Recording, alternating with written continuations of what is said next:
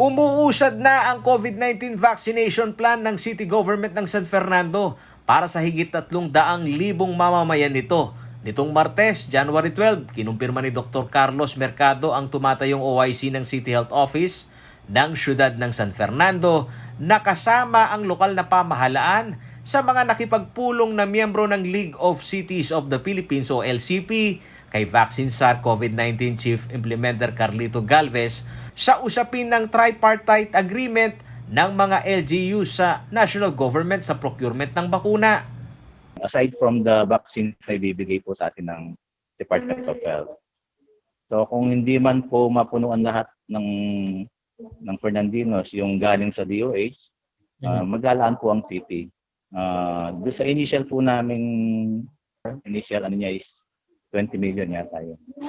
90% o tinatayang nasa higit 200,000 na populasyon ng siyudad San Fernando ang balak na bakunahan ng lokal na pamahalaan ng San Fernando. Ayon kay Dr. Mercado, nakadepende kung gaano kalaki ang pondo ng siyudad sa bakuna sa alokasyon ng national government sa pag-grant ng bakuna para naman sa mga Fernandino. Sakali umanong magkulang ang 20 milyong piso na initial fund ay aapela ang executive sa konseho ng supplemental fund para sa bakuna. Although dun sa meeting kahapon, nakita nga namin kung konti yung bibigay ng DOH sa atin, baka kailangan pa. So hinahanapan pa po ng additional budget ng ating mga financial cluster. Limitado at hindi pa umano tiyak kung anong klase ng bakuna ang bibilhin ng City Government ng San Fernando. Sa opsyon na ibinibigay umano ni Vaccine SAR Carlito Galvez, ang timeline ng paglabas ng Emergency Use Authority ng Pfizer ay sa buwan pa ng Hunyo. Habang ang controversial na Sinovac ay sa buwan pa ng Marso magiging available ito sa bansa. Samantalang ang murang vaccine na AstraZeneca ay pinagpipilian rin umano ng pamahalang lokal dahil sa low maintenance nito. Doon po kasi sa sinabi ni Secretary Galvez, ang mukhang lalabas pa lang na EUA, yung Emergency Use Authority na ilalabas nila, ay yung Pfizer. Kaya lang po, yung sinabi nga nila, yung Pfizer, baka by after June pa siya darating. So dun sa binigay po niyang option, yung Sinovac, baka daw by March, nandito na siya sa Pilipinas.